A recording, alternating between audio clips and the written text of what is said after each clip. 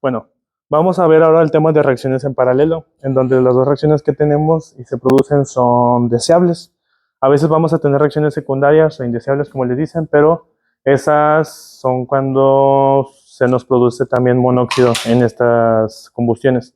Sin embargo, esta reacción en paralelo se lleva a cabo porque la entrada de nuestro combustible es gas natural, el cual tiene una composición teórica de 90% metano y 10% de etano. Basándonos en esto, ya pues podemos conocer las composiciones que tenemos.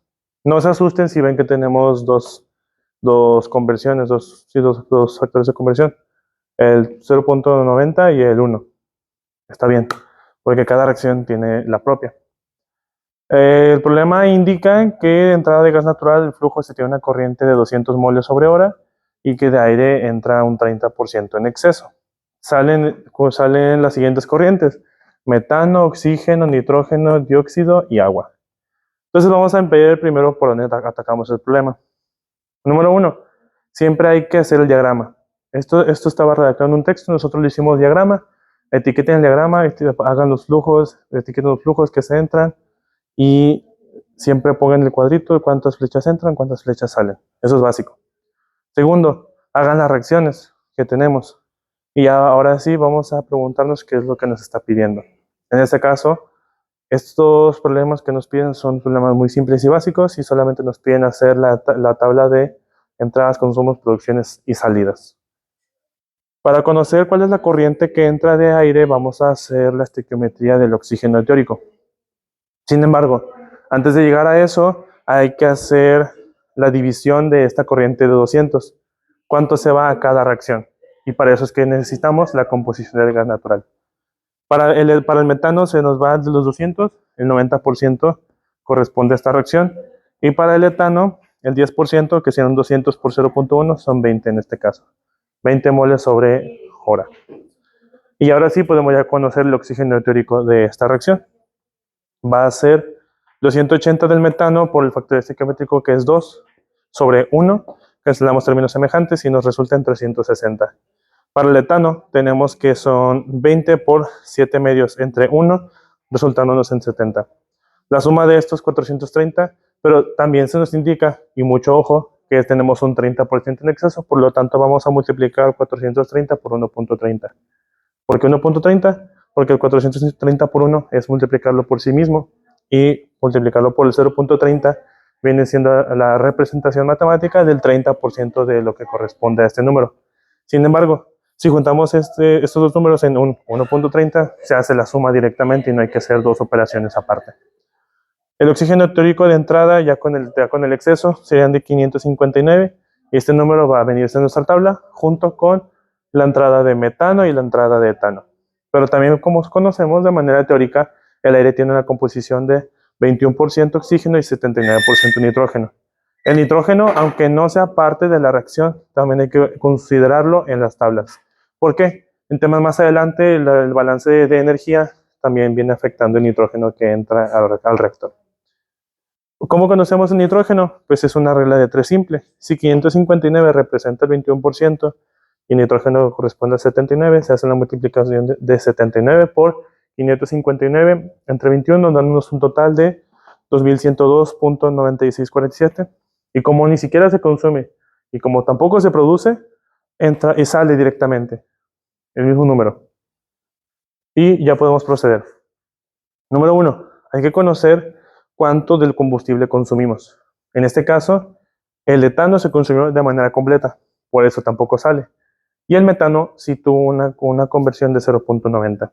Esto quiere decir que de los ahora 180 que entraron, solamente para el consumo de la reacción vamos a considerar el 0.90 de esta entrada. Entonces, esta multiplicación, una vez realizada, resulta en 162 moles hora de metano. Y este va a ser el consumo.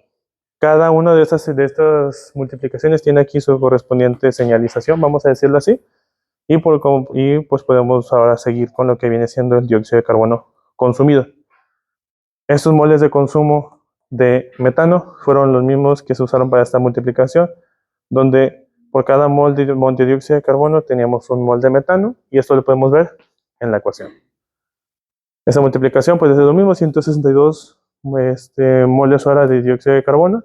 Y para la segunda reacción en paralelo que tenemos que son 20 moles hora de etano por 2 entre 1. ¿Por qué 2? Porque es lo que tenemos aquí en la ecuación. La sumatoria de esos resultados nos da en un 202 moles hora de dióxido de carbono, y este es el dióxido de carbono producido. Lo ponemos en la tabla, y como conocemos y sabemos y tenemos lógica de raciocinio, que ni siquiera entra y ni siquiera se consume, pues es lo mismo que sale. Vamos a hacer lo mismo para el agua. El agua producida va a ser los mismos cálculos que hicimos, pero con cada uno de sus factores. Agua tiene 2 y 3 en la segunda reacción. Entonces, para el agua producida vamos a usar el 162 de flujo de etano multiplicado por 2 entre 1, cancelamos términos semejantes y resulta en 324. Para la reacción de etano tenemos 20 por 3 entre 1, cancelamos términos semejantes y nos da 60. La sumatoria da 384 y volvemos a poner una tabla de producción. Y como ni siquiera entra y como ni siquiera se consume, sale directamente. De esta manera ya tenemos nuestra tabla completada, solamente hay que hacer unas restas de la entrada menos el consumo de estos tres primeros, resultando en una salida de metano de 18, 0 de etano y 165 de oxígeno. Ahora bien, también se nos pregunta cuál es el rendimiento de lo que viene siendo el dióxido de carbono. Esto se va a conocer de la siguiente manera. La fórmula de rendimiento es moles reales sobre ideales. Real entre ideal. ¿Cómo sé cuál es el ideal, Ricardo? El ideal viene siendo si todo el oxígeno que entra se hubiera usado en la reacción. Y todo el oxígeno no. Todos los moles de dióxido de carbono entraron. Eso se calcula haciendo la conversión del flujo de entrada de etano y de metano de manera ideal.